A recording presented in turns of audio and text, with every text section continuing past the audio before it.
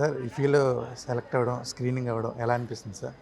సంక్రాంతికి వస్తున్నాం. ఇక్కడ ఇఫీలో 56th ఇఫీలో సంక్రాంతికి వస్తున్నాం సెలెక్ట్ అవ్వడం పనోరమాలో. అలాగే ఈరోజు ఇక్కడ అందరు ఆల్ వరల్డ్ నుంచి అందరు ఈరోజు ఈ సినిమా ఇక్కడ చూస్తున్నందుకు చాలా హ్యాపీగా ఉంది. ఒక తెలుగు సినిమాకి కమర్షియల్గా 300 crores కలెక్ట్ చేయడమే కాదు, ఇలా పనోరమలో అండ్ ఇంటర్నేషనల్ గోవా ఫిలిం ఫెస్టివల్లో స్క్రీనింగ్ అవడం అనేది చాలా హ్యాపీగా ఉంది.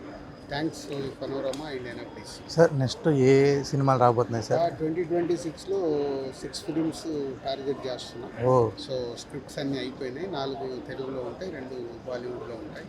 సో 6 సినిమాలు మళ్ళీ 2017 లాగా వర్కౌట్ చేస్తున్నాం. సో అల్టిమేట్ మంచి కాంటెంట్స్ తీసుకొని వచ్చి ప్రేక్షకుల్ని ఉత్తేజపరచడమే మా పని. సో 26లో 6 సినిమాలు వస్తాయి. సార్ ఏ అనేది స్టార్ట్ చేయడం జరిగింది, అది ఎంతవరకు వచ్చింది సార్? ఏఐ కూడా 26 జాన్లో ఒక ప్రోడక్ట్ వస్తుంది, అలాగే మార్చ్ కల్లా ఇంకో ప్రోడక్ట్ వస్తుంది. టోటల్ 2026లో లార్విన్ ఏఐ నుంచి కూడా వచ్చే ప్రోడక్ట్స్ అన్నీ రెడీ అవుతున్నాయి. ఇన్-హౌస్ టెస్టింగ్ నడుస్తుంది.